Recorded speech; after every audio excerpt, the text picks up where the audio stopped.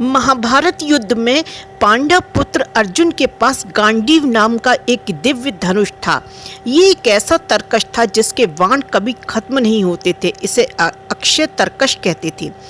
अब सवाल ये उठता है कि कुरुक्षेत्र के युद्ध के पहले अर्जुन के पास ये कैसे आया चमत्कारिक दिव्यास्त्र।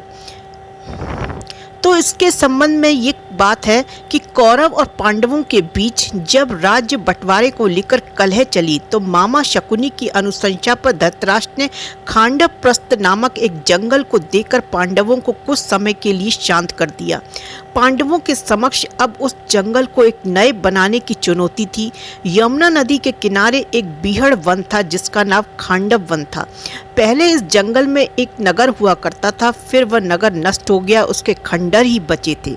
खंडरों के आसपास जहां जंगल निर्मित हो गए, भगवान श्री कृष्ण अर्जुन को खांडव वन ले जाते हैं और वे उस खंडरों को दिखाते हैं। अर्जुन ने पूछा, हम कैसे इन्हें अपनी राजधानी बनाएंगे। तब श्री कृष्ण विश्वकर्मा का आह्वान करते हैं। विश्वकर्मा जी प्रकट होकर कहते हैं, हे प्रभु, इस खांडव प्रस्थ में मयासुर ने नगर बसाया था जो आज खंडर हो चुका है।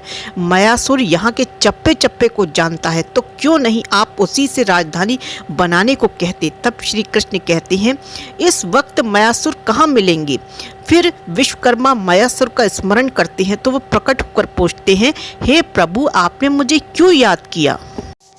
तब विश्वकर्मा जी कहते हैं कि ये भगवान श्री कृष्ण है और ये अर्जुन है, ये यहाँ एक नगर का निर्माण कराना चाहते हैं। ये सुनकर मयासुर अति प्रसन्न होता है और वह श्री कृष्ण, अर्जुन और विश्वकर्मा को खंडहर में ले जाता है। खंडहर में एक रथ रखा होता है। मयासुर कहता है कि श्री कृष्ण, ये सोने का रथ पूर्वकाल के महाराजा सोम का रथ है। ये आपको आपकी मनचाही जगह पर ले जाने में समर्थ है।